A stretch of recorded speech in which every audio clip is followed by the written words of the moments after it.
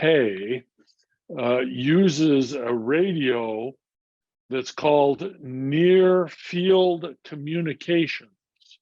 So that's one of the security features is you have to get the phone very close to the cash register reader in order to do the phone. Usually you'll have a second level of security so you don't mistakenly pay. But this is one of the other radios that's on the phone is the near field communication chip.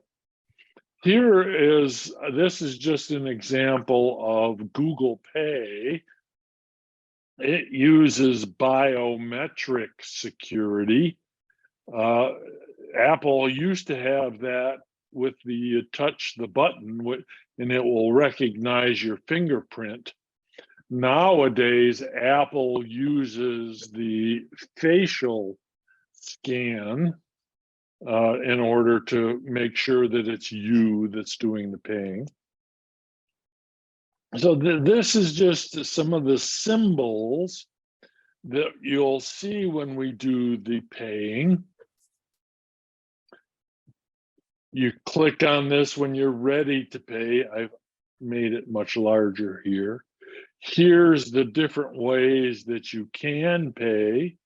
Pay with contactless, like at a coffee shop. You could send money to people and track spending. Notice this is a little, for young people, they view this screen as a whole. People like us of our generation read it left to right, top to bottom, whereas the young person will see the whole screen as a whole, the entire screen as a complete item. We see it differently than they do. Again, near field communication chip. And notice here are the types of devices that will accept near field communication. This is called, when you put your chip card in, it's called DIP, D-I-P. You know, you have the credit card with a chip on it, you dip it in, or you can tap. They'll call it tap. This is another cash register, and you put it just right up there at the top of this part of this reader. They have this at Rogue Roasters coffee shop, and it took me about 3 times to figure it out. And instead of a credit card, you can put your phone near that particular location. And here I'm going to show this is not the best of videos, but I'll show it. I'm going to stop the share for a second, start the share, and put the sound on, which I forgot to do. Now I'll do this. Let's see if we can. I'm going to make a short video of a transaction at a coffee shop with Google Pay. First off, I choose the Google Pay app and locate in the store where the device is where I place my phone. I place it near the top of the square device, and notice how it reads it with near field communications.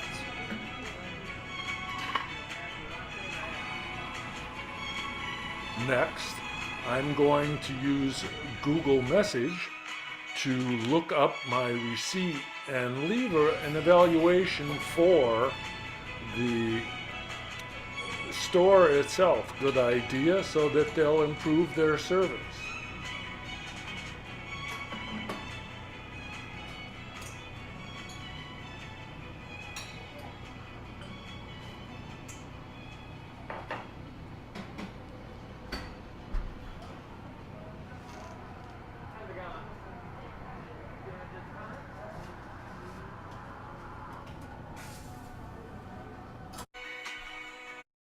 So I moved on just very quickly from that one there. And that was not the best example, but what I'd like to show, if I could, let's see if I'm going to stop and give you a much better perspective on the paying device. This is a device that you will see in a store. This is the device that will read your phone. This is the device where I'm indicating you owe me some money, and it preps this device. Now I'm going to run this and see if it comes up. I just made this one not too long ago. What you see before is a square payment system, will receive payments. This one you can plug in the credit card right there. Or notice the symbol. This symbol right here indicates that you can do contactless payments. And I'm going to use my Android phone to make a payment. So let's see if I can't begin, and let's do a $5 payment to this company. And I'm going to add that payment and review the sale and charge. Now, okay, now watch. Can you see the light that shows up there? That means it's ready to receive payments. And now I'm going to bring my phone up real close. Let's see if I can and begin the payment process.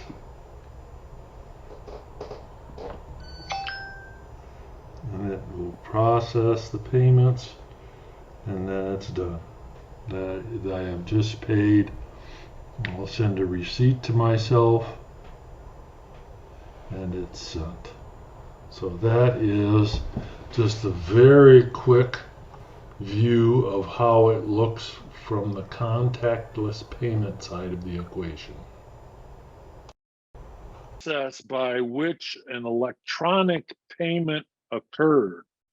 And if you again remember Jimmy's 6th rule of technology, the first time you do it, you're gonna not get it right. The 5th time you do it, you'll say, oh, I kind of understand this. And the 100th time you do it, it's second nature. One of the things that I noticed on the Google, they are in the middle of improving that app, the Google Pay. It's also called Google Wallet. I noticed that error. Again, these slides were from a while ago, but they now are using Google Wallet for these things. Now let's go back to the slides here. What I want to do is to add a credit card to Google Pay or Google Wallet. Is all you really need to do is snap a picture of it, and it puts in most of the information. So I click this add a credit card or a debit card, then it goes up there and adds it, and then you take a picture, or excuse me, add a card, add a debit card or a credit card, and then I had to let's see here. So, and then it basically you add it and it takes a picture of your card. I will try to go through this on my phone here to show you how you add a credit card. Just as a clue, this credit card is from my first teaching job in the 1970s. It's a very small volume, very small, what do they call it? Limit credit card. so that if I make a mistake, I'm not going to screw up real bad, like $10,000. It'll be a smaller amount. And then also within Google Pay, you can monitor a lot of these things, which I never really did that much. I do it on Apple. You can store money on your phone so that you can send it to people via Google Pay. You can monitor where your money goes. I'm a little leery of giving Google my bank login information. I'm just not going to do that, just for security. This is the process of me adding. So I went to wallet. This is actually, I think, the pay process. Or no, let's see here. Add a card. So this is adding. Now,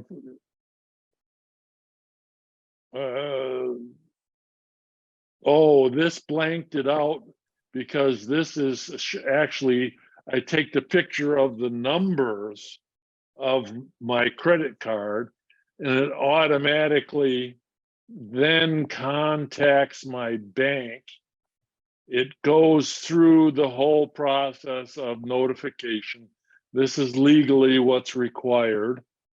And then boom, it added this debit card that I have with the Cash app. And now I can make a payment. I think I go through that here? I might.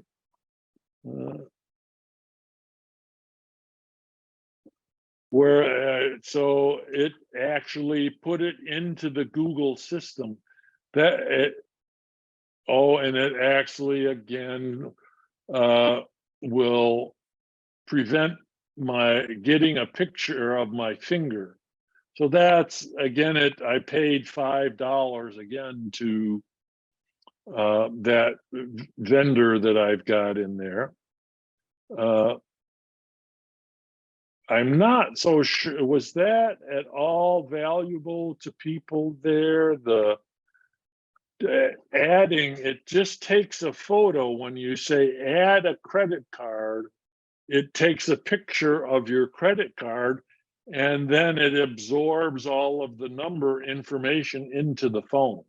That's and then it contacts your issuer, your bank or your credit union, so that they know, let's do it, and you have to approve it. So that is contactless payment. Young people in college, under 40 years old, this is all that they pay with. They take their phones and they don't have much cash. And most vendors now will have some kind of contactless payment system. I do not use my main credit union accounts. I use my secondary from university. I have a USC, University of Southern California credit union account that I use mostly for this thing. I do not use my primary accounts. That I want to emphasize. Use a secondary